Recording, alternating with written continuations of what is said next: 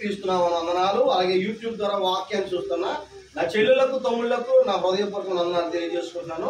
ప్రియులారా, ఒక అద్భుతమైన పాఠంతో మీ ముందుకు వచ్చాను. అదేంటంటే మరి పౌలు గారికి ఉన్నది పాపమా, పౌలు గారికి అంట ఒక ముళ్ళు ఉందంట, అది పాపమా ఏంటి అనే దాన్ని ఈరోజు మనం చూసుకుందాం. పిల్లరా, మరి కొరింథీ రాసిన పత్రిక, మొదటి కొరింథీ రాసిన పత్రిక 12వ అధ్యాయము 10వ వచనం.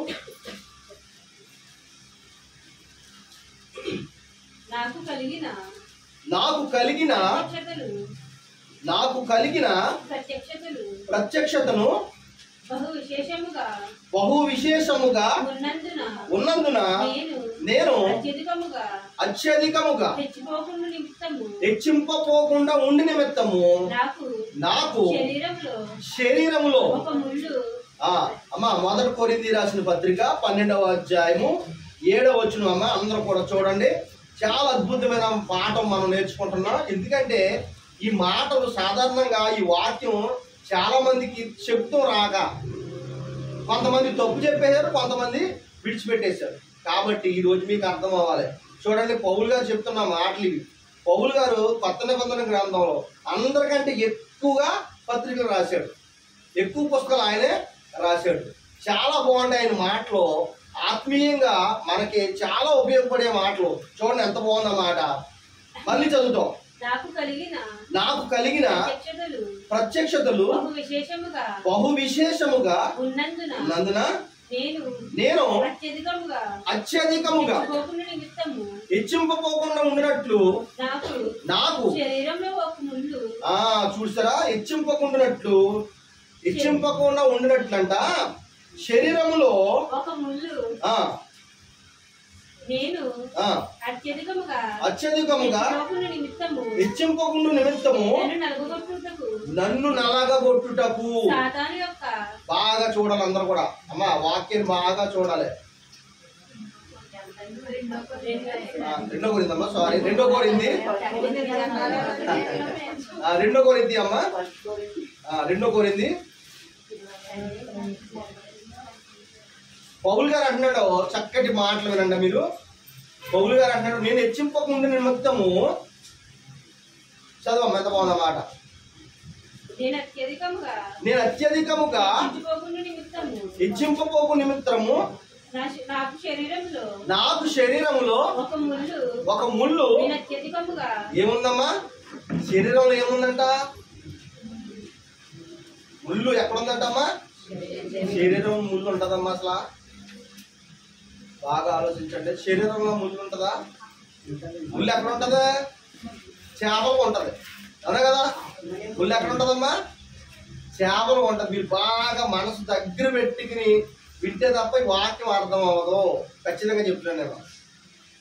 పౌలు గారు అంట ఆయన అప్పటికే వాక్య పరిచర్య చేస్తుంటే అనేక మంది ఆయన్ని మరి విజయోత్సవాలతో ఊరేగించారంట. పరలోకం నుంచి దేవదూత వచ్చింది అనుకున్నారంట కొంతమంది. అయితే ఆయన పాదాల ముందు పడిపోయారంట. ఎందుకని? ఆయన వాక్యం చెప్తుంటే అంత టేస్ట్గా ఉండేదంట. ఆయన అన్నాడు, ఇలా ఇంకా ప్రజలందరూ నన్ను విజయోత్సవంతో అనేక మంది నన్ను ఊరేగిస్తున్నప్పటికీ కూడా నాకు అతిశయం లేకుండా ఉండాలి, నేను అతిశయించను అంటూ, నేను అతిశయించుకున్నట్లు నాలో ఒక ముళ్ళు ఉంది అంటున్నాడు. ఏంటంటే అది చూడండి ఎంత బాగుందో. మళ్ళీ చదువుతాం అక్కడి నుంచే. నేను అత్యధికముగా హెచ్చింపపోకుండా నిమిత్తము నన్ను నలగొట్టుటకు సాతాని యొక్క దూతగా ఉంచబడెను. ఏంటమ్మది? నన్ను నలగొట్టుటకు సాతాను దూతగా ఒకటి ఉంచబడిందంట. అది నా యొద్ద నుండి పోవాలనని దాని విషయమై ముమ్మరు ప్రభువుని వేడుకుంటున్నాను. అమ్మ ఏముందంట? పౌలు గారి శరీరంలో ఒక ముళ్ళు ఉందంట. ఆయన అన్నాడు, నేను అతిశయించుకున్నట్లు హెచ్చించుకోకున్నట్లు నా శరీరంలో ఒక ముళ్ళు ఉంది. ఆయన కొంతమంది ఏమన్నారంటే ఆ ముళ్ళు ఏంటంటే పాపము అనుకున్నారు. ఏంటమ్మా అది? పాపము అనుకున్నారు. ఈరోజు అది పాపమో లేకపోతే ఏంటో నేను మీకు ఇవాళ వివరంగా చెప్తాను. బాగా అర్థం చేసుకోవాలి అమ్మా. యోబు గారి జీవితంలో యోబు గారి నీతిమంతుడని, ఎవరో యోబు గారి నీతిమంతుడని సాతాను దేవునితో పందెం కొట్టింది. నేను ఈ యోబుని ఓడి కొడతాను, నీ భక్తుడు చుట్టూ నీ కంచె ఉంది, అందుకు కాబట్టి యోబు నీతిమంతుడిగా ఉన్నాడు. ఆ కంచె తీసే నేను యోబుని పాపంలోకి పడేస్తాను వెళ్ళింది. అన్ని ప్రయత్నాలు చేసింది, కానీ ఎవరు ఓడిపోయారు? సాతాను ఓడిపోయింది తప్ప యోబుని ఓడించలేకపోయింది. ఎందుకని?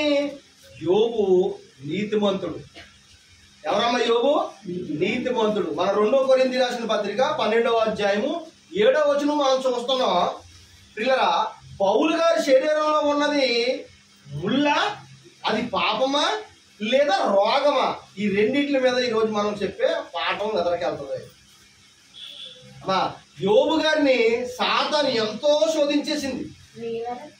శోధించినప్పుడు యోబు గారు ఎక్కడ కూడా పొరపాటు చేయలేదు. చేశాడమ్మా యోబు గారు ఎక్కడైనా తప్పు? యోబు గారి బిడ్డలు చచ్చిపోయారు.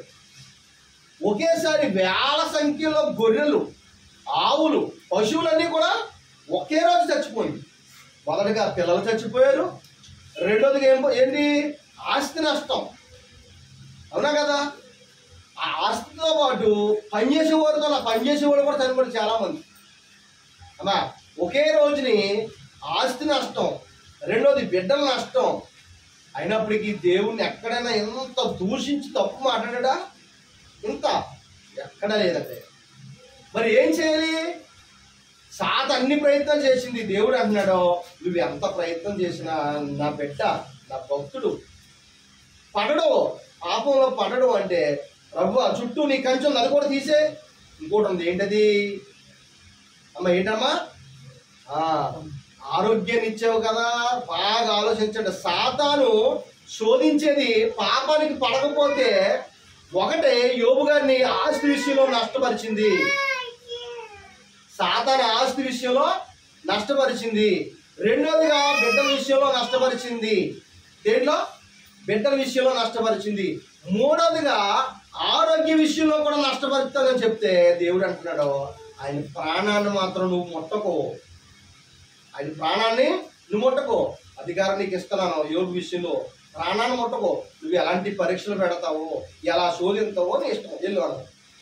యోబు గ్రంథం 2వ అధ్యాయం ఎంత మాట చూడండి మీ మాట. 6వ వచనం చదువుతాం. యోబు గ్రంథం 2వ అధ్యాయం 6వ వచనం అలా పట్టుకుని చదవండి. అందుకు యెహోవా బాగా వినాలమ్మా, వివరంగా చెప్తున్నాను. అందుకు యెహోవా అతడు యోబు గురించి చెప్తున్నాడు దేవుడు. అమ్మా, సాతానుతో అన్నాడు యోబు గారి గురించి అన్నాడు సాతానుతో. ఇప్పుడు చదువమ్మా. అందుకు యెహోవా అతడు నీ వశము ఉన్నాడు, అతని ప్రాణం మాత్రము నీవు ముట్టవద్దు అని చెప్పాను. కాబట్టి అపవాది యెహోవా సన్నిధి నుండి బయలువెళ్ళి ఏం చేసిందమ్మా? బాగా ఆలోచించండి. అరికాలు మొదలుకొని నడినెత్తి వరకు బాధగల కురుపులతో యోబుని ఏం చేసిందంట? మన ఓడి తలకాడు బైబిల్ వెళ్తే సాతాను పారిపోతా అంటారు. మరి ఏమ్మా, తలకాడు బైబిల్ పెట్టి కొడుకుంటే సాతాను పారిపోతుంది అంటున్నారు. ఇక్కడ యోబు గారి దగ్గరికి వెళ్ళి ఏం చేస్తుంది? ఒళ్ళంతా మెత్తిందంట. పండుగ వచ్చేసరికి మనవాళ్ళు పూర్వం తాటేకి వెళ్ళి పేడ మట్టి కలిపి మెత్తారు కదా, ఇల్లు మెత్తారమ్మా, మెత్తేవారు కదా ఇల్లు. అలాగా ఒళ్ళు మెత్తిందంట. ఎవరో? సాతాను. ఎవరిని? యోబు గారిని. ఆస్తి విషయంలో నష్టపరచడానికి చూసింది, ఆస్తి అంతా పోగొట్టింది అమ్మా. రెండోదిగా బిడ్డలందరూ కూడా ఏమైపోయారు? చచ్చిపోయారు. బాగా ఆలోచించండి. బిడ్డలు చచ్చిపోయారు, ఆస్తి అంతా కూడా పోయింది. మూడోదిగా పిల్లరా ఒంటి మీద ప్రభావం చూపిస్తుంది. దేని మీద? ఒంటి మీద. అంటే ఏం కావాలి ఇప్పుడు? బాగా ఆలోచించండి అమ్మా. ఎందుకంటే సాతాను మనిషిని ఏ విధంగా శోధించదో మీకు అర్థమవ్వాలి. ఒక ఆయన అన్నాడు, ఆదివారం కదయ్యా ఇవాళ నువ్వు పనిలోకి ఎందుకు వచ్చావంటే, ఒక ఆయన అన్నాడు, పనిలోకి వెళ్ళకుండా ఉండాలంటే సాతాను నన్ను శోధించేస్తుంది, అందుకే ఒక కాయేసి అమ్మా ప్రార్థనకి వెళ్ళకుండా పనిలోకి వచ్చానంట. ఒక కాయేసి ఏం చేయాలంట, ప్రార్థనకి వెళ్ళకుండా పనిలోకి వెళ్ళాడు. అంటే అలా అయితే శోధించదా? మీరు బాగా అర్థం చేసుకోవాలి. ఎందుకు చెప్తున్నానండి నీ మాట, అసలు తాగుబోతోళ్ళని తప్పు చేసేవాళ్ళని ఎందుకు శోధిస్తుంది? తాగేసి రోడ్డు మీద పడిపోయాడు అని శోధించే పని ఎంత అర్థానికి? శాతానికి ఎవరు కావాలి? బాగా అర్థం చేసుకోవాలి మీరు. నీతిమంతులు కావాలమ్మా. శాతానికి ఎవరు కావాలి? నీతిమంతులు కావాలి. దుర్మార్గుల్ని, దుష్టుల్ని అమ్మా సాతాను ఏం పోటీ చేసి చెప్పండి? తాగుబోతుల్ని సాతాను వెళ్ళి తాగేసి పడిపోయినోడిని లెగ్గొట్టి అని శోధించదా? ఎవరు శోధించదే? నీతిమంతుల్ని మాత్రమే శోధించ. నీతిమంతుల్ని ఎందుకు శోధించాలి సాతాను? వినాలి నా మాటలు బాగా వినాలి. నీతిమంతులు మాత్రమే ఎందుకు శోధించాలి? మీకు మంచి మాట చెప్తానమ్మా అందరికీ కూడా. అమ్మా మీకు మంచి మాట చెప్తాను. బైకు ఇబ్బందుల వల్ల పోయింది, అది బాగేంతనికి ఎత్తే అవదన్నారు. అప్పుడే నా గొంతుకు కొన్ని నిమిషాలు మాత్రమే పని చెప్తాను, ఇంకా గట్టిగా అరవలేను. ఎందుకంటే మీకు వినపడాలంటే నేను గట్టిగా చెప్పాలి కదా, బయట దాకా వినపడాలంటే గట్టిగా చెప్పాలి కదా. తక్కువ టైం చెప్పగలరు, ఎక్కువ టైం చెప్పి కొద్ది ఏమవుతుంది, గొంతుకు బొంగులు వచ్చేద్ది. కాబట్టి నా మాట శ్రద్ధగా ఏమనంటే త్వరగా వాక్యం చెప్తాను. దెయ్యం అంటే సాతాను ఎవరు శోధించదే? చెప్పాలి, నీతిమంతులు శోధిస్తుంది. ఈ ప్లేస్ లో నేను అనేక మంది సేవకులు వస్తున్నారు అక్కడికి, మిమ్మల్ని అడిగినప్పుడు ప్రశ్నలు టకా చెప్పాలి. ఎందుకంటే నేను ప్రతిదీ కూడా గుచ్చి మీకు గుర్తుండేలా చెప్తున్నాను. అదే త్వరగా చెప్పుకుంటే పొందనా గుర్తుండేలా చెప్తున్నాను. మొదటగా సాతాను అనగా దేవుని దూతల్లో చెడుగా ప్రవర్తించడం వల్ల, దేవుని మీద తిరగబడటం వల్ల దూతల్లో ఒక దూత దెయ్యంగా మారింది. కొన్ని దూతలను పాడు చేయడం వల్ల దేవుడు కిందకే గెంటేశాడు. ఇంతకుముందు మీకు చెప్పిన పాఠం అది ఏమా. ఆ దూత దెయ్యంగా మారింది. ఇప్పుడు దూత ఎవరో? దేవునితో విరోధం పెట్టుకున్న దూతే దెయ్యంగా మారింది. సాతానుగా మనకి ఏం గుర్తు రావాలి? దూతే గుర్తు రావాలి. దేవునితో విరోధంగా ఉన్న దూతే దెయ్యంగా మారింది. మరి దెయ్యం పరలోకం వెళ్ళింది, దేవునితో మాట్లాడింది, యోబు గురించి మాట్లాడింది. యోబు ఆస్తి అంతా నష్టం చేసింది, యోబు గారు ఒళ్ళంతా మెత్తింది. యోబు గారు ఒళ్ళంతా ఏమైపోయింది తెలుసమ్మా? ఎలర్జీ కింద వచ్చేసింది, చర్మ వ్యాధులు వచ్చేసింది. ఒళ్ళంతా గోపుకుంటున్నాడు పాపం. దురద సరిపోక పెంకులు ఉంటాయి కదా, శిలా పెంకులు అంటారు కదా, కుండ పెంకులు లాంటివి తీసుకుని ఒళ్ళంతా కూడా ఏం చేస్తానంటే పౌరేసుకుంటున్నాడు, రక్తాలు కారిపోయి పుల్లడిపోయి. ఎందుకని అంత దారుణమైన బాధ ఎందుకు అనిపించాలి? మీకు మంచి మాట చెప్తున్నాను. ఇండేషన్ చేయించుకున్నాం అనుకోండి, చేతికి ఆ నొప్పి పావుగంట అరగంట ఉంటుంది. ఏమంటే నిజంగా దురద వచ్చింది అనుకోండి, అసలు దాన్ని గోకుండా గోరులు సరిపోవు. నలుగురిలో ఉండి గోక్కోగలరా ఏమా? నలుగురిలో గోక్కోగలరా? ఎందుకు చెప్తున్నానంటే అసలు ఆ దురద ఎందుకు పెట్టాలి దెయ్యం అంటే, ఆయన్ని ఏ బాధ పెడితే దేవుళ్ళలో నుంచి బయటకు వచ్చేస్తాడో దెయ్యం అన్ని తెలివితేటలు ఉపయోగించింది. గోకి ఒళ్ళంతా బూడిద పోసుకుని కూర్చుని ఆయన గోళ్ళతో బాధ సరిపోక పెంకులతో కూడా గోక్కునే పరిస్థితిలోకి వచ్చాడు. చూడండి ఎంత బాగుందన్నమాట. అతడు ఒళ్ళు గోక్కొనుటకై సిల్లా పెంకు తీసుకొని బూడిదలో కూర్చుండగా అతని భార్య వచ్చి నువ్వు ఇంకాను యథార్థతను వదలకుందువా? ఆ దేవుణ్ణి దూషించి అతని పని ఎప్పుడవుతుంది? దేవుణ్ణి ఎప్పుడైతే దూషించారో దాని పని అయిపోతే. దేవుని దూషించగానే మరుక్షణం ఏమవుతాడు? యోబు విషయంలో దేవుని మాట ఎప్పుడైతే యోబు దేవుని దూషించాడో అక్కడ ఓడిపోయేది యోబు కాదు, దేవుని మాట. అవునా కదమ్మా? దేవుడు యోబు గారి మీద ఎంతో నమ్మకం పెట్టాడు. సాతానుతో ఎంతో దేవుడు యోబు మీద నమ్మకం పెట్టాడు.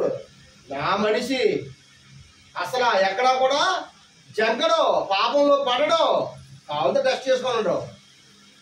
ఆస్తి పాడు చేసింది, పడ్డా? పాపంలో పడలేదు. పశువులని పోని దేవుడిని నిందించాడా? మన ఓడికి ఏదైనా ఎంత ప్రమాదం జరిగితే, ఎంత ఏదన్నా జరిగితే ఇంట్లో మాయిదారి దేవుడు. అమ్మా ఎన్ని మాట్లాడతారో, మాయిదారి దేవుడు. చాలా మంది అమ్మా భర్త చచ్చిపోయినప్పుడు మీరు ఎప్పుడైనా చూసారా? నేను ఒక ఆవును చూశాను, భర్త చనిపోయిన కూడా ఒక ఆవును చూశాను. ముందు బాగానే ఏడ్చింది, ఆయన ఎవరో వచ్చేసరికి ఆయన చూసి కొళ్ళు మరిపోయి, మాయిదారి దేవుడు నా భర్తనే తీసుకుపోవాలా? ఎలా అంటారు మాటలు? కొన్ని పదాలు కూడా దేవుడిని ఏమంటారంటే ఆడియని కూడా అనేస్తారు. అంటారా? బాగా ఆలోచించారు. కానీ యోబు గారు ఎక్కడ కూడా ఎంత మాట లేదండి. మొదటిగా ఆస్తి పోయింది, రెండోదిగా ఒళ్ళంతా దురదే. ఆ పెంకులతో గోపుకున్నా కానీ సరిపోలేనంత దురద, బాధ, మంట, ఒళ్ళంతా ఏమైపోయింది? పుండ్లు. అప్పుడు భార్య అంటుంది, ఇదిగో చాలు చాలు కానీ దేవుడిని విడిచిపెట్టేసి దా పక్కరా, దేవుని విడిచిపెట్టే. దీంట్లో దూరింది దెయ్యం, భార్యలో దూరింది దెయ్యం. నీవు ఎప్పుడైతే దేవుని దూషింతావో అక్కడతో దెయ్యం పని ఏమైంది? పూర్తి అయిపోతుంది. అదే కదమ్మా, చిన్నదే కదా, దూషించచ్చు కదా. యోబు గారు ఏమన్నా తెలుసా? మూర్ఖురాలు మాట్లాడినట్టు నువ్వు మాట్లాడుకో. ఏంటంటే బాబా ధైర్యం ఏంటంటే, అసలు నీతిమంతులు యథార్థమంతులు అంటే అలాంటి వాళ్ళే కదా మనం చూసి బతకాలి. అసలు ఎవరి బాధ వస్తే ఇలాంటి మహానుభావుల్ని చూసుకుని, స్వాదలు వస్తే ఇలాంటి మహానుభావులను గుర్తు తెచ్చుకుని మనం ముందుకి అడుగేయాలంటే, కష్టాల్లో, కన్నీళ్ళలో, బాధల్లో, ఇబ్బందుల్లో ఎవరు గుర్తుపెట్టుకోవాలి? ఇలాంటి మహానుభావులు గుర్తుపెట్టుకోవాలి. ఇప్పుడు సాతాను ముళ్ళు ఎక్కడ పెట్టింది అమ్మా? సాతాను ముళ్ళు ఎక్కడ పెట్టింది? ఒంట్లో పెట్టింది. ఏమి అది? చర్మ వ్యాధిగా పెట్టింది. పౌలు గారికి కూడా పిల్లరా ఆ మాట అన్నాడు. ఇప్పుడు చదవండి ఎంత బాగుంది ఆ మాట.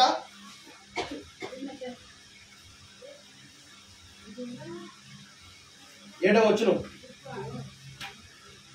నాకు కలిగిన ప్రత్యేకతలు బహు విశేషముగా నందున నేను అత్యధికముగా ఇచ్చింపబడు నిమిత్తము నాకు శరీరంలో ఒక ముళ్ళు నేను అత్యధికముగా ఇచ్చింపకుండా నిమిత్తము.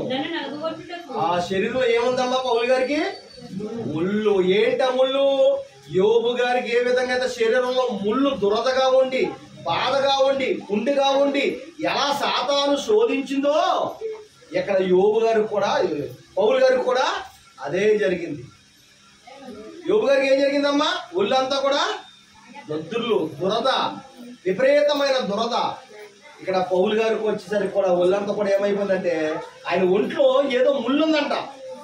అది ఏంటంటే రోగము. ఏంటమ్మది? రోగము. యోబు గారికి ఏ విధంగా అయితే రోగం వచ్చిందో, సాతాను ఏ విధంగా అయితే యోబు గారిని మరి పడదోయడానికి, పాపంలో పడదోయడానికి, దేవుని దూషించడానికి, ఒంట్లో ఏ విధంగా అయితే మరి పాపం చేస్తాడని ఒంట్లో వ్యాధి పెట్టిందో, అలా పౌలు గారికి కూడా ఏం పెట్టిందమ్మా? వింటారు నా మాటలో?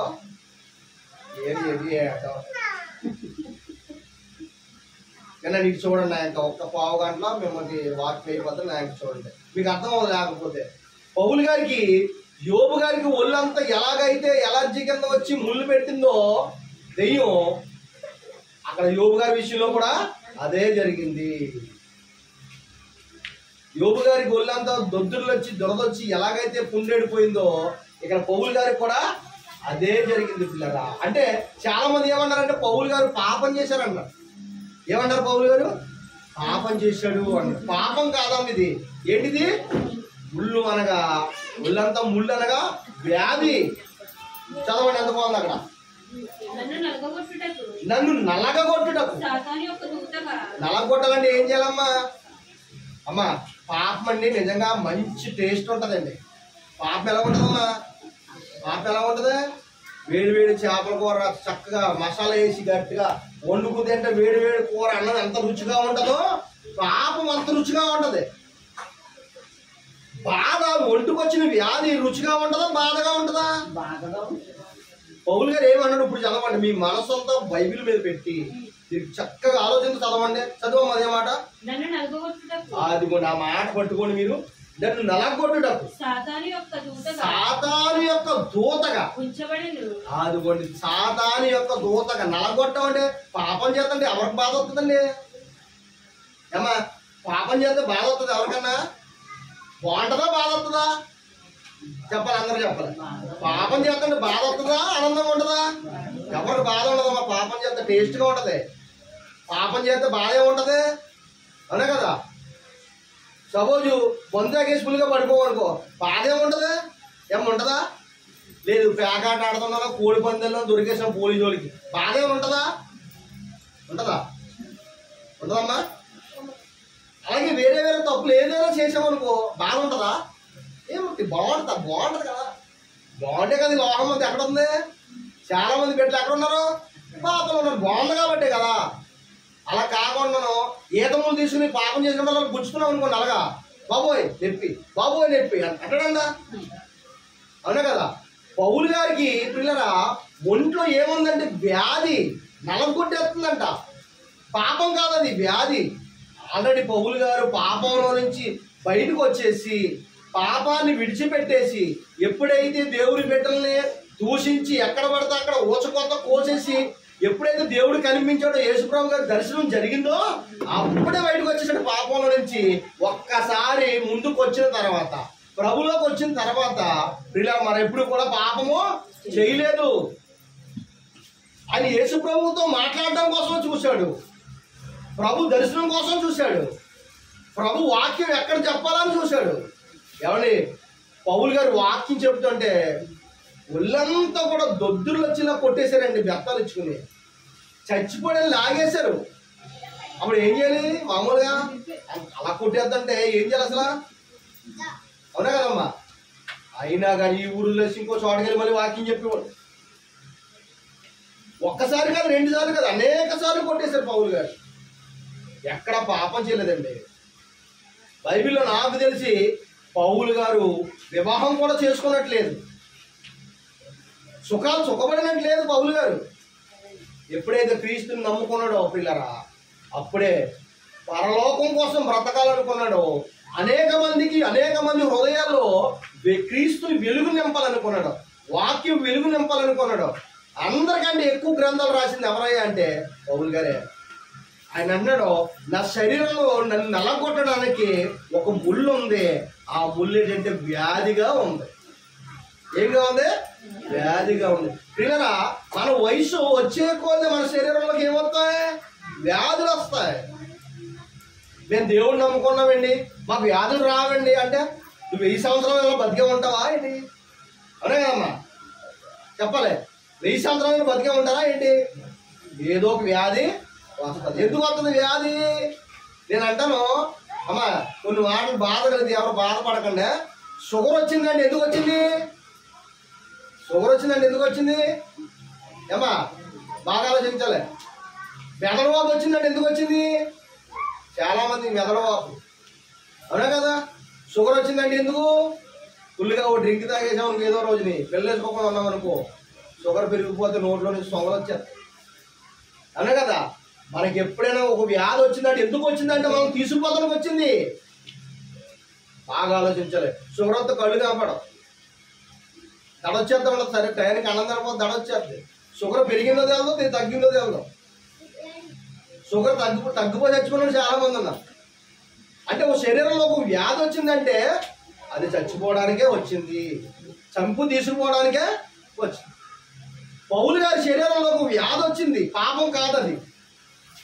ఎంత భోగం చూడండి. అసలు నేను ఆ మాట చదువుతున్నప్పుడండి ఒక్కొక్క ముక్క చదువుతుంటే అందులో ఉన్న సారాంశం ఏంటనేది మనకు అర్థమవుతుంది కదా. నన్ను నలగొట్టుటకంట నలగొట్ట మన పాపం చేస్తే సంతోషంగా ఉంటుంది కానీ నేను ఎందుకు నలగొట్టుకోద్దాం? ఏమా పాపం చేస్తే ఎలా ఉంటుంది? సంతోషంగా ఉంటుంది. సినిమాకి అంత సంతోషంగా ఉంటుంది. అవును కదా? ఆయన అంటున్నాడు, ఆయన ఒంట్లో ఉన్న ముళ్ళు పాపం కాదు, వ్యాధి. అందుకే ఆ వ్యాధితో ఏం చేస్తాడైనా నలిగిపోతున్నాడు. సందికాయలు రాయేసి నువ్వు కుంకుడికాయలు కొడతాడ నలిగిపోతాయి చూడు. కుంకుడికాయలు నలిగేకి ఏమొద్దమ్మా? రసం వస్తుంది. రసం నుగరగా వచ్చి చక్కగా మన మురికంతా తలంటుకుంటే మురికంతా వదిలిపోదు. పౌలు గారు వాక్యం ద్వారా నలిగిపోయాడు. అనేక మందిని వెలిగించడానికి ఒక కొవ్వొత్తిగా మారిపోయాడు. ఆయన కరిగిపోతూ అనేక మందిలో వెలుగుని నింపాడు. క్రీస్తు అనే వెలుగుని నింపాడు. పిల్లరా ఎంత బాగుంది చూడండి మాట. చదవము ఒకసారి. నన్ను నలగొట్టుటకు సాతాను యొక్క దూతగా ఉంచబడెను. అది నా యొద్ద నుండి తొలగిపోవాలని దాని విషయమై ముమ్మారు ప్రభువును వేడుకుంటున్నాను. మన ఒంట్లో రోగం పోవాలంటే ఎలా పోద్దమ్మా? ప్రార్థన చేస్తే పోతుంది. అంతేనా? ప్రార్థన వల్లే కదా మనలో ఉన్న వ్యాధి తగ్గాలంటే, బాధ తగ్గాలంటే ఎలా పోతే ప్రార్థన చేస్తాను. ఓ రోజు నేను ఒక చోట ప్రార్థన చేస్తాకి వెళ్తున్నాను. విపరీతమైన వాంతులు విదర్శనాలు పెట్టేసుకో. అరగంటలో ప్రార్థనకి వెళ్ళాలి. నేను ఒకటే ప్రార్థన చేయాలి. నేను లెగితే కూడా నాకు ఓపిక లేదు. లెగడానికి కూడా నాకు ఓపిక లేదు. నేను ఒకటే ప్రార్థన చేసుకున్నాను. ఆయన మాట ఇచ్చాను, ప్రభు ప్రార్థనకి వెళ్తున్నాను, నాకు ఓపికని వాకింగ్ చెప్పాలి వెళ్ళి అని నేను ప్రార్థన చేశాను. ఒక్కసారి ఒక పావు గంటలో మొత్తం ఒళ్ళంతా కూడా చక్కగా తయారైపోయింది. నీరసం లేదు, ఇంకా గబగబా వెళ్ళిపోయాను. ఎలాగ ఇక్కడ మైక్ లేకపోయినా పాట ఎలా పాడాను, అక్కడ కూడా అలాగే పాట పాడాను. అక్కడ కూడా 2-3 పాటలు పాడాను. చక్కని ప్రసంగం చేశాను అక్కడ కూడా. ఎలాగా అంటే ప్రభుని ప్రార్థన చేశాను, ప్రభు సువార్తకి వెళ్ళాలి, నాకు ఆరోగ్యం ఇవ్వు. పౌలు గారు కూడా ఆయన శరీరంలో బాధ, ఆ బాధ పడుతూనే సువార్తలు ప్రకటించాడు. పిల్లల ఫిలిప్పీ రాసిన పత్రిక 2వ అధ్యాయం 6వ వచనం చూద్దాం. 3వ అధ్యాయం 13వ వచనం. 3వ అధ్యాయం 13వ వచనం. ఫిలిప్పీ రాసిన పత్రిక 3:11. సహోదరులారా, అదిగోండి సహోదరులారా, నేను ఇదివరకే ఏంటమ్మది? ఏంటి పట్టుకుంటాం అమ్మా? బాగా ఆలోచించాలి. నేను ఇదివరకే పట్టుకుని ఉన్నానని తలంచుకుంటున్నాను. అయితే ఒకటి ఏం పట్టుకున్నాడు ఆయన? ఇదివరకు క్రైస్తవులు కొట్టేసేవాడిని. క్రైస్తవులని నాకు అసలు పడేది కాదు, ఎక్కడ కాబడితే అక్కడ కొట్టేసేవాడిని. అయితే అది వదిలేశాను, ఒకటి గట్టిగా పట్టుకున్నాను. ఏంటది? విశ్వాసం. నేను చచ్చిపోయేదాకా దాన్ని వదలకూడదు అనుకుని నిర్ణయం చేసుకున్నాను. ఇంకా నేను చచ్చిపోయినా కానీ విశ్వాసాన్ని మాత్రం అదంట గట్టిగా పట్టుకోవాలంట. ఏది పట్టుకోవాలి ఇప్పుడు మనం? ఏమో ఏది పట్టుకోవాలి? విశ్వాసాన్ని పట్టుకోవాలి. చాలా మంది వచ్చి లేనిపోని అవిశ్వాసపు మాటలు ఊరిపోసేస్తారు. నీకు చాలా మంది బయలుదేరారు ఈ మధ్యన. అలాంటి మాట మనం వినకూడదు. మనం పట్టుకున్నది గట్టిగా పట్టుకోవాలి విశ్వాసాన్ని. పౌలు గారు చెప్తున్న మాట అంత బాగున్నా చూడండి. చదువమ్మా. అయితే అమ్మలి గురించి చదువు. సహోదరులారా, నేను ఇదివరకే ఒకటి పట్టుకొని ఉన్నాను. అయితే ఒకటి చేయించున్నాను, వెనకున్నవి మరిచి. విడివిడిగా చదవాలమ్మా. వెనకున్నవి మరిచి. వెనకేమున్నది అమ్మా? వెనకేమున్నది? పాపం. ఇప్పుడు మరలా చదువమ్మా అదే మాట. వెనకున్నవి మరిచాడా? మర్చిపోలేదా? వెనకేముంది ఇప్పుడు? పాపం ఉన్నది. వెనకున్నవి మర్చిపోయాడు. ప్రతి ఒక్కరి జీవితంలో ఏముంటది? వెనక చోత ఏముంటదమ్మా? పాత జీవితం చోత ఏముంటది? నేను సినిమాలో కూర్చుని కాలు మీద కాలు వేసుకుని సిగరెట్ కాల్చుకుంటా చక్కగా బొట్టల ప్యాకెట్లు. నేను సిగరెట్లు కాలుతుంటే పెట్లు అయిపోయి నిజం. కొబ్బరి బొండలో మొన్నేసి తాగివ్వండి. కైనీ ప్యాకెట్ కోసం 4-5 కిలోమీటర్లు వెళ్ళి తెచ్చుకునేవాడిని. 50 రూపాయలు 100 రూపాయలు కైనీ ప్యాకెట్. మీకు ఎందుకు చెప్తున్నానంటే అమ్మా, మీ అందరికి ఎందుకు చెప్తున్నానంటే వెనకున్నవి మర్చిపోయాను. వెనక పాపం ఉంది. పౌలు గారు చెప్తున్నాడు, అనేక మంది క్రైస్తవుల్ని ఊచకోత కోసాను, రక్తాన్ని చిందించాను. బైబిల్ పేరు చెప్తే కొట్టేసేవాడిని, యేసు పేరు చెప్తే కొట్టేసేవాడిని. ఇప్పుడు అంటున్నాడు, వెనకున్నవి మర్చిపోయాను, పాపపు జీవితాన్ని మర్చిపోయాను, ముందున్న వాటి కోసం సువార్త ప్రకటించాలి. ఏం ప్రకటించాలి? మీ మంచి మాట చెప్తాను. పౌలు గారు మాట్లాడుతూ సంఘం కోసం అంటాడు. పౌలు గారు మాట్లాడుతూ సంఘం కోసం అంటాడమ్మా. అమ్మా సంఘం కోసం సంఘాన్ని ఎలా తయారు చేశాడు తెలుసా? సంఘస్థులు అంట పౌలు గారు వాక్యం చెప్తున్న సంఘస్థులు వాక్యాన్ని ప్రకటించడం కోసం అంట ప్రాణాలైన పెట్టడానికి సిద్ధంగా ఉన్నారంట. ఎవరమ్మా? పౌలు గారు చెప్తున్న సంఘస్థులు ప్రాణం పెట్టడానికి సిద్ధంగా ఉన్నారంట. దేనికోసం? వాక్యం అనేక మందికి చెప్పడం కోసం. వాక్యం అనేక మందికి చెప్తే ఏమవుతుంది? 30,000 పెట్టుకుంటే కాసు బంగారం మొత్తం చెవులు కొనుక్కోవచ్చు చక్కగా, అంతేనా? 30,000 నీ మీద పెడితే మాకేమవుతుంది? అలా అనుకుంటే ఎవరు సాయం చేస్తారమ్మా? పౌలు గారు అన్నాడంట, పౌలు గారు సంఘస్థులకి మాదిరిగా ఉన్నాడు. తమ స్థిరాస్తులను అమ్మేసి సేవ పరిచర్య నిమిత్తం వచ్చేసి అందరూ అంట వాక్యం చెప్తూ చర్చిలో భోజనాలు చేయడం. పాస్టర్ గారు సంఘం ఎక్కడ? చర్చిలో భోజనం చేయడం, వాక్యం చదువుతాం. బాగా అర్థమవుతుందా మీకు? అనేక మంది చేర్చబడ్డారంట, చుట్టుపక్కల అనేక మంది చేర్చబడ్డారంట. చర్చిలో ఎవరైతే లేని వారు ఉన్నారో ఈ డబ్బులటికి వాళ్ళకి సాయం చేసేవారంట. పేద ప్రజలు ఎవరైతే ఉన్నారో చర్చిలో వాళ్ళందరికీ సాయం చేసేవారంట. కొంత డబ్బు వాక్యాన్ని ప్రకటించడం కోసం ఖర్చు పెట్టేవారంట. దేనికోసమమ్మా? వాక్యాన్ని ప్రకటించడం కోసం ఖర్చు పెట్టారంట. ఎవడే సేవకులు అంటే చాలా కష్టపడతారు పిల్లరా. చాలా మంది అంటారు నోటుకు వచ్చినట్టు మాట్లాడతారు, చాలా మంది నోటుకు వచ్చినట్టు మాట్లాడతారు. నిజమండి పిల్లరా, సేవకులు చాలా కష్టపడతారండి. తమ కుటుంబాలు వదిలేసుకుంటారు సువార్త కోసం, సుఖాలు వదిలేసుకుంటారు సువార్త కోసం. చలికాలం అందరూ చక్కగా దుప్పటి కప్పుని కొట్టుకుంటే సేవకులు చలినెళ్ళు ఈ ఊరికాను ఊరెళ్ళి వాక్యాన్ని ప్రకటిస్తారండి. నేను చెప్పేది నిజం. వర్షాకాలం వచ్చేటికి మన వాళ్ళ ఇంట్లో చక్కగా వేడివేడిగా పొగోడు వేసుకుని కాలు మీద కాలేజ్ మీద తింటా ఉంటాం. సేవకులు వాడిని తడుచుకుంటా వాక్యాన్ని చెప్తాకి వెళ్తారు. ప్రజలు ఇచ్చి 500 కోసమో 200 కోసమో లేదా 1000 రూపాయల కోసమో కాదు పిల్లరా. వాళ్ళ మనసులో ఒకటి గట్టిగా విశ్వసించింది ఏంటనుకున్నారు? క్రీస్తును ప్రకటించాలి, అనేక మందిని క్రీస్తు వైపుకు తిప్పాలి. పాతాళానికి వెళ్ళిపోకుండా, నిత్య నరకానికి వెళ్ళిపోకుండా అనేక మందిని క్రీస్తులోకి తీసుకొస్తే వాళ్ళు స్వర్గానికి వెళ్తారని పిల్లరా సుఖాలను మానేసుకుని, పౌలు గారు సుఖాలను మానేసుకుని ఇదిగో వాక్యాన్ని ప్రకటిస్తూ తిరిగాడు పిల్లరా. ఎక్కడ పాపం చేయలేదండి. ఆయన సువార్తలు చదువుతుంటేనండి ఒళ్ళు గగురు పొడుస్తూ ఉంటుందండి. నిజంగా ఒళ్ళు చదరించేంత ఆయన సువార్తలు చదువుతుంటే చూడండి ఎంత బాగుందో మాట, చదవండి ఎంత బాగుందో మాట. అయితే మళ్ళీ క్వశ్చన్ చదవమ్మా అదే మాట. సహోదరులారా నేను ఇదివరకే ఒకటి పట్టుకొని ఉన్నాను, అయితే ఒకటి చేయుచున్నాను, వెనకున్నవి మరచి ముందున్న వాటి కొరకై వేగిరి పడుచున్నాడంట. ముందున్న వాటి కొరక వేగిరి పడిపోతున్నాడంట. వెనకాల ఉన్న వాటిని మర్చిపోయాడంట. వెనకాల ఏముందమ్మా చెప్పాలి? వెనకాల ఏముంది? పాపం ఏం చేశారు? మర్చిపోయాడు, విడిచిపెట్టేశాడు. ముందేమున్నది? చదువు ఎంతమందన్నమాట.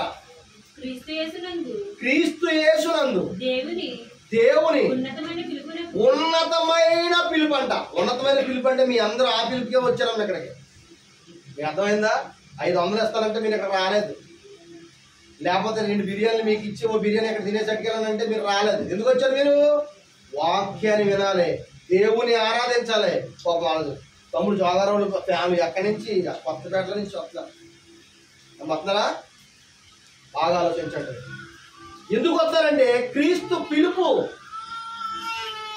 క్రీస్తు ఉన్నతమైన పిలుపుకి అమ్మా, క్రీస్తు ఉన్నతమైన పిలుపుకి వారు ఇక్కడ వరకు పరిగెత్తుకొచ్చారు. నిజంగా చెప్తున్నానమ్మా మీకు. మనందరం అలా మారిన వాళ్ళమే. పౌలు గారు అన్నాడు వెనకున్నవి మర్చిపోయాడు. మనం కూడా వెనకున్నవి మర్చిపోవాలి పిల్లరా. మనం కూడా ఏం చేయాలి? వెనకాల ఏముంది? పాపం ఉంది. వెనకాల పాపాన్ని మర్చిపోయి ముందున్న పరలోకం కోసం పరుగు. అవునా కదమ్మా? దేవుళ్ళలోకి వచ్చాం, వెనక్కే చూడకూడదు. ఇంకా పౌలు గారు చెప్తున్న మాట ఎంత బాగుందో. గురి ఎద్దకు పరిగెడతాడంటండి. క్రీస్తు యొక్క ఉన్నతమైన పిలుపుకు లోబడి వచ్చాడంట. ప్రభు మాటలు విని వచ్చాడు. ప్రభు మాటలు పౌలు గారిని పట్టుకున్నాయి. ఆ మాటలు ఎప్పుడైతే విన్నాడో మారిపోయాడండి. చావైనా పర్లేదు. ఆయనకు ఉన్నవన్నీ కూడా పెంటగా ఎంచుకున్నాడంట. ఆయన జీవితంలో గొప్ప ఆయన ఏదైతే అనుకున్నాడో పాత జీవితంలో ఉన్నాయన్నీ కూడా పెంటగా ఎంచుకున్నాడంటమ్మా. క్రీస్తు యేసు యొక్క పిలుపు గొప్ప బహుమానంగా ఎంచుకున్నాడంట. ఎంతమంది చూడండి, చదవాలి ఎంతమంది అన్నమాట. క్రీస్తు యేసునందు అదిగోండి దేవుని ఉన్నతమైన పిలుపునకు అదిగోండి దేవుని పిలుపు కలిగే బహుమానం అంట పొందవల్లని గురి యొద్దకే పరిగెత్తుచున్నాడంట. పరుగు పరుగు పరుగు ఎక్కడికి? పరలోకం చేరుకోవడానికి. పరలోకం చేరాలంటే పిల్లరా ఈ శరీరం ఉండగానే పరలోకం కోసం ఇక్కడే ప్రయత్నం చేయాలి. నీకు మంచి మాట చెప్పను, అసలు మంచి మాట చెప్పనా? ఇక్కడ ఉన్న వాళ్ళు చాలా మంది యవనస్తులు ఉన్నారు, మంచివాళ్ళు. మీరు ఈ వయసులోనే పరిగెట్టాలి, అవునా కదమ్మా? 60 సంవత్సరాల వయసు వచ్చాక నన్ను మిలిటరీకి తీసుకోండి అంటే తీసుకుంటారా? పోనీ ఏదైనా ఉద్యోగం చేస్తానని అంటే తీసుకుంటారా? ఏమంటారు? పోలీసు ఉద్యోగం తీసుకుంటారా? పోనీ 60 సంవత్సరాలు వచ్చినాయండి, నన్ను పోలీసు కింద పెట్టుకోండి, పోలీసు చేసి కాపలా ఉంటారంటే వాళ్ళు వెళ్ళరావా? ఏం చేస్తారు అవునా? దొంగోడు పరిగెడతా వెనకాల పరిగెట్టు కదరమ్మా, పరిగెట్టు కదరా? గబుక్కుని ఒక 50 కేజీలు లేపుతా ఉంటుందా? ఆ కుర్రోళ్ళు బయట అవనస్తుల్ని మరి ఈ డ్రమ్మును ఈ కుర్చీలు పెట్టేటువంటి 2 చేతుల్లో పట్టుకుపోతారా? అది 60 సంవత్సరాలను పట్టుకెళ్ళమంటే నా వల్ల అవ్వదండి. ఆ మెట్టు దిగారో డౌటే, అవునా కదా? అలాగే దేవునికి కావాల్సింది కూడా పిల్లరా యవ్వన వయసులోనే మనం సువార్తను ప్రకటించాలి. ఏం ప్రకటించాలి? సువార్తను ప్రకటించాలి. మన కష్టాలు ఖర్చు పెట్టాలి, మన కష్టాన్ని మన శరీరాన్ని దేవుని కోసము ఖర్చు పెట్టాలి. పాపం జీవితంలో ఎన్నోసార్లు ఎవరి కోసమో నువ్వు ఉపయోగపడి ఉండొచ్చు. పాపం జీవితంలో ఎవరి కోసం ఎన్నోసార్లు ఉపయోగపడవచ్చు. వాళ్ళ మెప్పు కోసమో లేకపోతే డబ్బుల కోసమో దేనికోసమో నువ్వు ఎన్నోసార్లు కష్టపడి ఉండొచ్చు.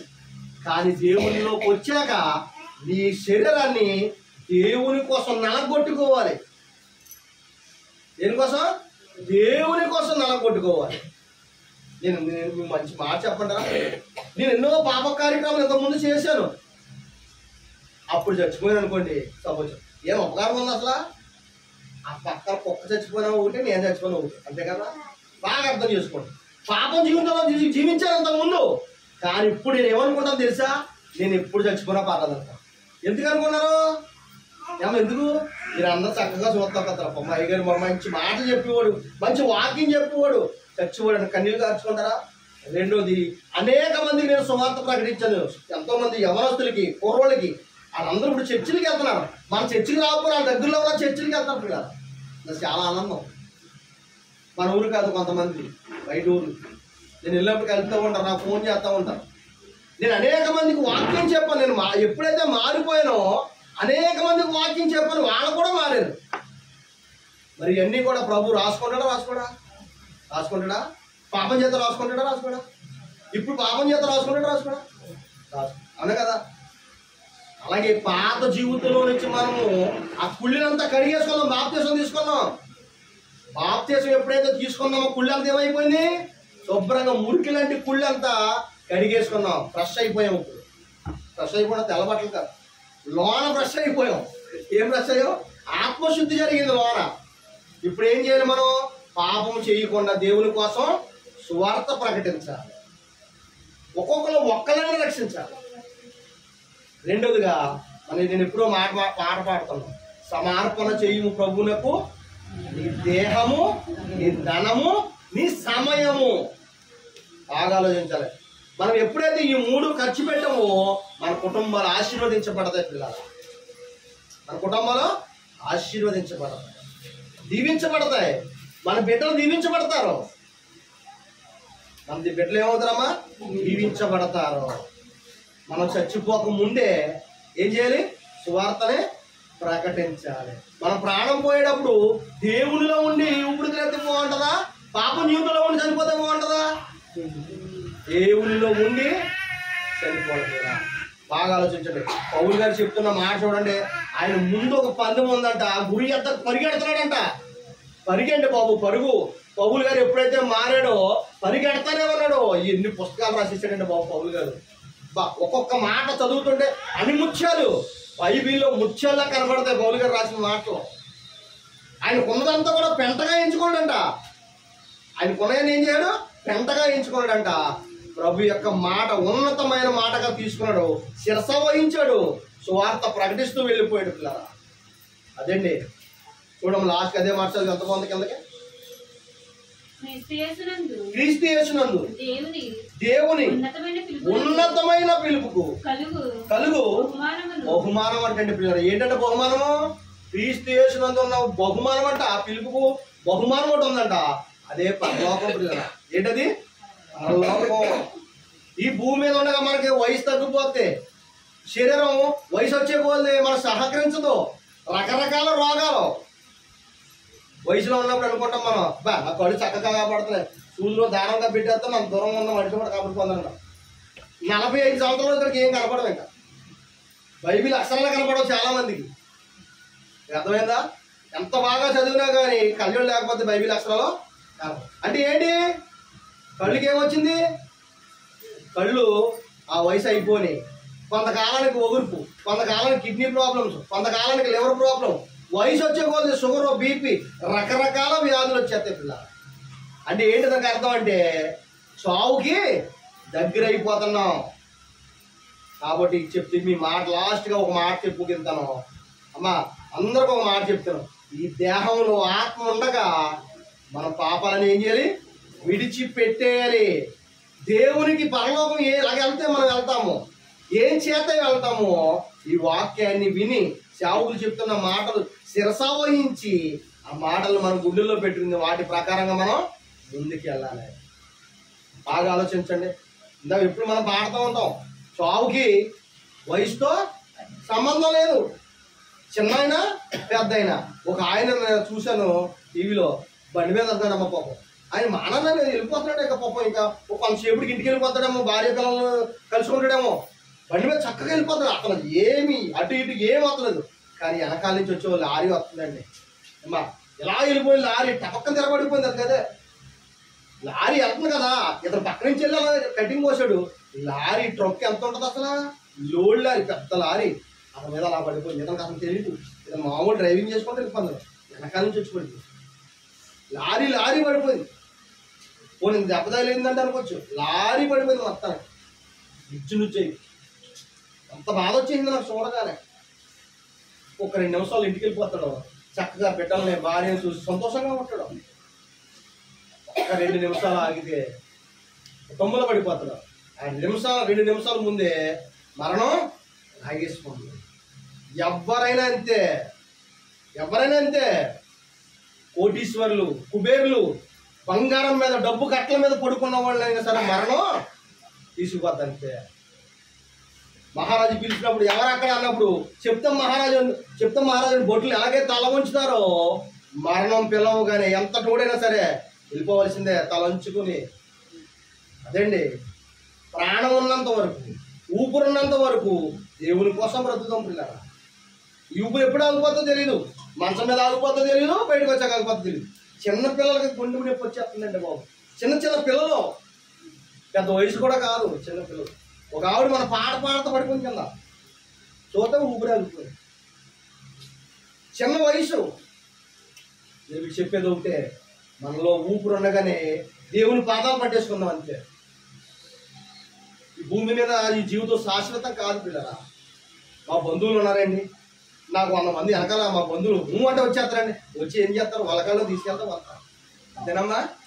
అంతే, మన ప్రాణాలు ఆపలేరు, మన ముక్కులో వచ్చే ఊపిరిని ఆపలేరు, ఎవరు కూడా ఆపగలరా? ఆపలేరు. ప్రాణం పోతుంటే ఎంత అనుకున్నారో, ముక్కులోంచి గట్టిగా మనం తుమ్ముని అంచో పడితే అలా వస్తుంది అంతే గాలి. ఏదో పెద్ద ఉరుములు ఉన్నట్టు, పిడుగులు పడినట్టు ఏం ఉండదు. ముక్కులో నుంచి ఊపిరి ఎలాగైతే తుమ్మునట్టు వస్తుందో అలా పోత ప్రాణం అంతే. మనకున్న బంధుత్వాల్ని, బంధాలని అన్ని ఎడగొట్టి వెళ్ళిపోతాం అంతే. అప్పటి వరకు మన భార్య మన పక్కనే ఉంటది, కానీ సాయంకాలం అయినప్పటికి పిల్లరా, అయ్యో మన భార్య అప్పటి వరకు మన పక్కనే ఉంటది, సాయంకాలం అయినప్పటికీ ఏమవుతామ్మా? భర్త చనిపోవడం అనుకోండి, భార్య ఏమంటది? మరి ఆయన రోజు పాపం ఆయన కళ్ళ ముందు పడుకుని పోటీ ఇవాళ కూడా పడుకోబెట్టండి అంటదా?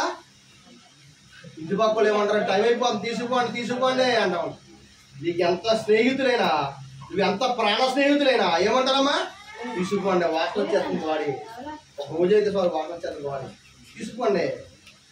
ఆలోచించండి పిల్లలు, నీ రక్త సంబంధులైనా, నీ బంధువులైనా, నీ భార్య అయినా, నీ భర్త అయినా నీతో రారో. మరణం దగ్గరికి వచ్చినప్పటికీ నువ్వు దేవుళ్ళో ఉండాలి. మరణం ఎప్పుడొద్దో తెలీదు. ఆ మరణం రాకముందు నువ్వేం చేయాలి? మారు మనసు పొందాలి, బాప్తీసం తీసుకోవాలి. అలా చేయగలిగితే దేవుడున్న లోకాన్ని తీసుకుపోతాడు. కాబట్టి పిల్లరా, అందరూ కూడా ఈ మాటలు హృదయంలో పెట్టుకోవాలని కోరుకున్నాను. పౌలు గారికి ఉన్న ముళ్ళు పాపం కాదు, రోగము. ఆయన పరలోకం కోసం పరిగెట్టాడు. ఆయన ఒంట్లో ఉన్న రోగము, బలహీనత, అంతే తప్పది పాపము కాదు. ఈ చిన్న వాక్యం దేవుడు దీవించింది కాక. ఆమేన్. అందరికీ వందనాలు.